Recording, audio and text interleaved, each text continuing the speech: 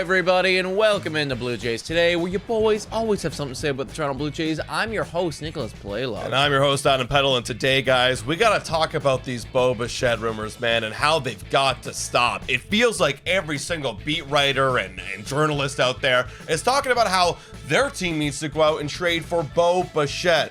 Well, I got news for you guys. The Blue Jays are first in the American League wild card at 38-30, and they're not trading Bo Bichette anytime soon. Like, seriously, it's got to stop. We're going to break down some of these beat writers and reporters that continue to talk about Bo Bichette, break down Bo Bichette and why the Blue Jays probably aren't going to trade him, and as well, some other interesting news and updates surrounding the Toronto Blue Jays. Before we get into it, hit that like button and subscribe to Blue Jays Today. You were telling me right before we began rolling that, man, like, you were looking up the news and everybody's talking about this, and man, it's actually kind of ignorant of what's going on with the Blue Jays when they're making these articles. I mean, it's totally ignorant, right? Like, when I'm seeing an article 15 hours ago saying that Yankees could add Blue Jays All-Star and it's Bo, actually, what are we doing and here? Some of these people are from ESPN too. Like, there's like not just a one-off, like, oh, we're gonna try to get clicks. It's ESPN talking about it too. Seriously, yeah. And like the wording that they're using right now, like we got an article here from Yahoo Sports, all right?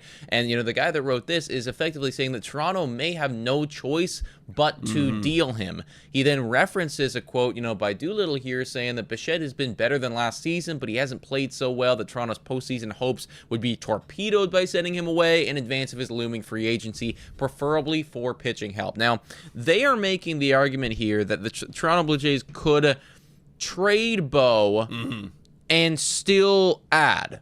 Like, trade Bo, but you know what I mean? Like, and that's actually the argument that I made about Ernie Clement quite yesterday, which a lot of you people did not agree with. That's fine. You're allowed. Let me hear it in the comments down below.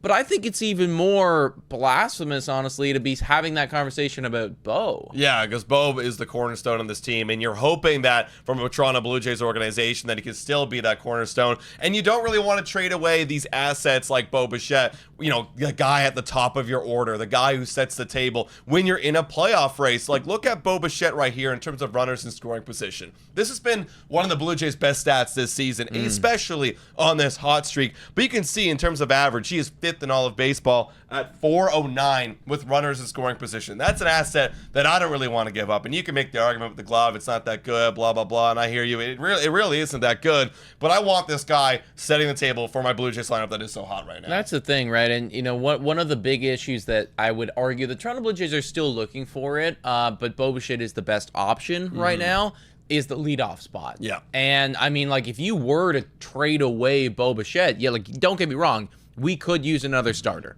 We definitely could. We're going to get into some of that afterwards, but, like, we could use another starter. But if you were to trade Bo Bichette, I mean, immediately it's like, who the hell is leading off the game? Is it Vlad now? Yeah. Like, is it Barsher? Is it Ernie Clement? Like, genuinely, who is going to start the game for the Toronto Blue Jays? I don't know. And you got to think about clubhouse presence, too. I mean, he's not the biggest personality, but this guy's been a cornerstone of the team for a long, long time. And in the middle of a playoff race, when vibes are high, just chopping off, like, a corner of your team like that, like, that especially Vladimir Guerrero Jr. there, those two guys been there a long time, like, that just doesn't feel right, and it feels like a move that, like, Ross Atkins just would not make. And listen, I understand that there's going to be people in the comments saying, hey, he is on the final year of his deal. There is a good chance that he will walk in free agency. Absolutely. We are going to lose value if we don't trade him. And the fact of the matter is, yes, they will lose value if they do not trade him at the deadline.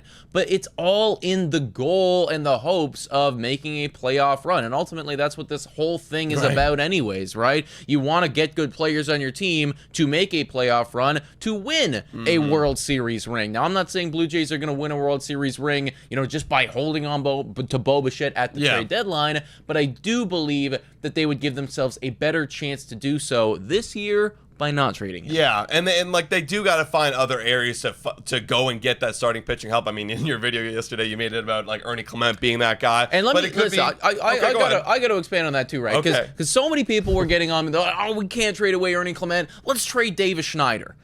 David Schneider not going to get That's you the thing. Guys, listen, I love you. I hear what you're saying, but you got to, and there was one beautiful comment, actually. Somebody was like, you got to give up something to get something. That's exactly we have a what you surplus gotta do. at the infield. We have a lot of good talent at the infield.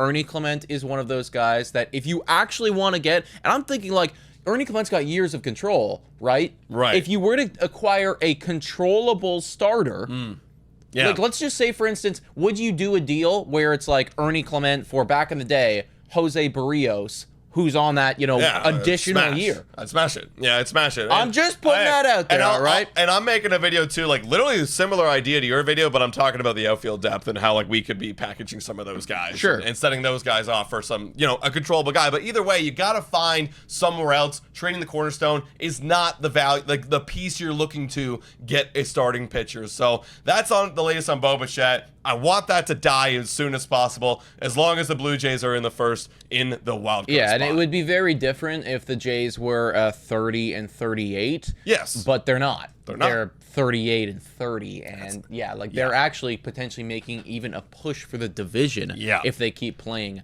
the way that they're playing. Now, one thing that could actually help them quite a bit, and it may help their decisions come trade deadline. Hey guys, time for a quick shout out to the sponsor of this video. Hit your picks and knock it out of the park with Betway. Scan the QR code down below or click the link in the description to join the action. Available in Ontario only, must be 19 years older to participate, and guys, please bet responsibly. Now, back to the content. Depending on how this guy performs, is Max Scherzer. We've seen 3 innings from the dude so far.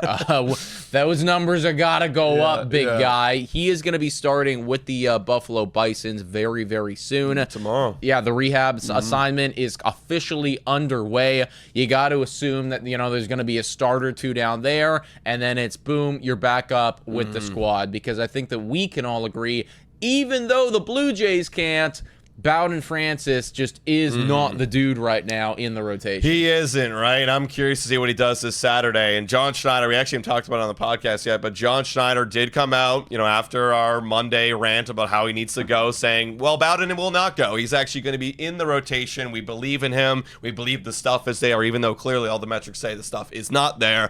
But we need to keep pitching him. So I'm curious to see what happens. If he sucks again this Saturday, I wonder if that narrative changes at all, especially when you got Max Scherzer coming up into the rotation. Now, I'm not going to say that like Max Scherzer's going to solve that problem, because what? You got Eric Lauer there, but Eric Lauer can only give you like 4 innings, maybe 5 innings at best, right?